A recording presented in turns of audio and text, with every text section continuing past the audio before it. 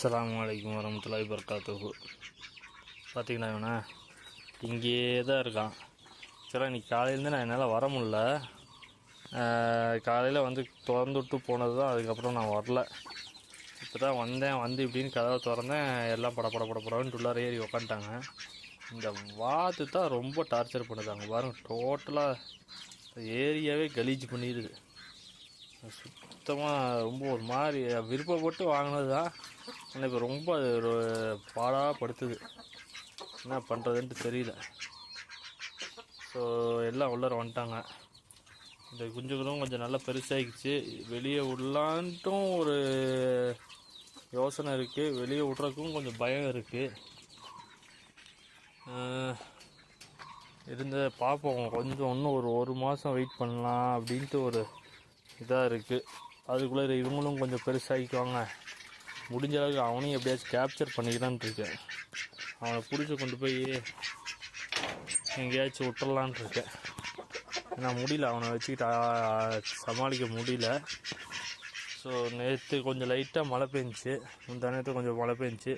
இங்கே பார்த்தீங்கன்னா இந்த மழை பெஞ்சதுக்கு நம்ம நெல் போடுறோம் பார்த்தீங்களா, இந்த நெல் கம்புலாம் போட்டோம் பார்த்தீங்களா, எல்லாம் எவ்வளோ அழகாக முளைச்சி வருது பாரு.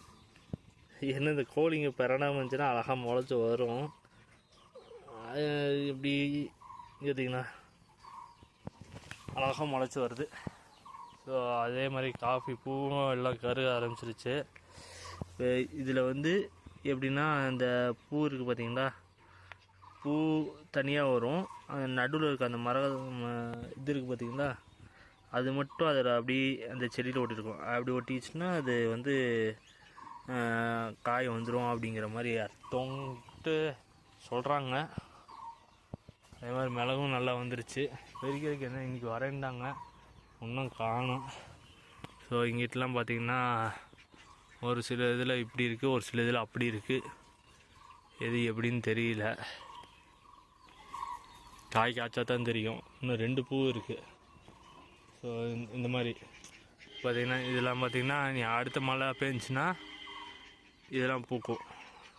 இந்த மாதிரி மறுபடியும் அரும்பெடுத்து இங்கெல்லாம் இந்த அரும்புலாம் இருக்குது பார்த்திங்களா, இந்த அரும்புலாம் வந்து மறுபடியும் அடுத்த தடவை எடுத்து பூக்கும். அதே மாதிரி இன்னும் 2 தடவை பூக்குமா. அதனால் நம்மளுக்கு ஒன்றும் பிரச்சனை கிடையாது. எப்படியா இருந்தாலும் ஆண்டை நம்மளுக்கு கொடுக்குறத கொடுத்துட்டு தான் இருப்பான், அவ்வளோதான். ஸோ அந்த பூனை மட்டும் எப்படியாச்சும் நம்ம பிடிச்சிட்டோம்னா ஒரு பிரச்சனையும் கிடையாது. எல்லா இடத்துலையும் பூ நல்லா கருகிச்சு.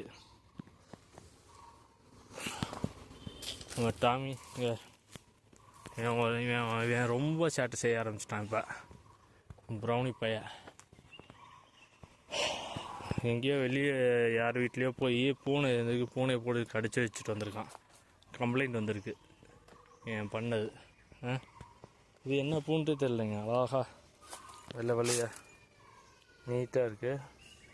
ஸோ எங்கிட்ட வச்சதெல்லாம் அப்படியே இருக்குது. ஏதோ புதுசாக ஏதோ கிட்டன்ஸ் வச்சுட்ருக்காங்க. எல்லாம் அப்படியே வரட்டும். நம்மளை பார்த்தது மொத்தம் வெளியே ஓடி ஆரம்பம். ஏண்டா செல்லக்குட்டி, இதில் நான் ஏதோ ஒரு செடி ஒன்று வச்சேன், அது வஞ்சா வரலையான்னு தான் தெரில. ஸோ இன்றைக்கும் மழை வந்தாலும் வரலான்னு நினைக்கிறேன், பார்ப்போம். மழை வந்தாலும் ஒன்றும் பிரச்சனை இல்லை. ஸோ பூ கருகிச்சில்ல, அதனால் ஒன்றும் பிரச்சனை இல்லை. மீண்டும் நாளை பார்ப்போம். பாய் சொல்லிடு, பாய் சொல்லிடு.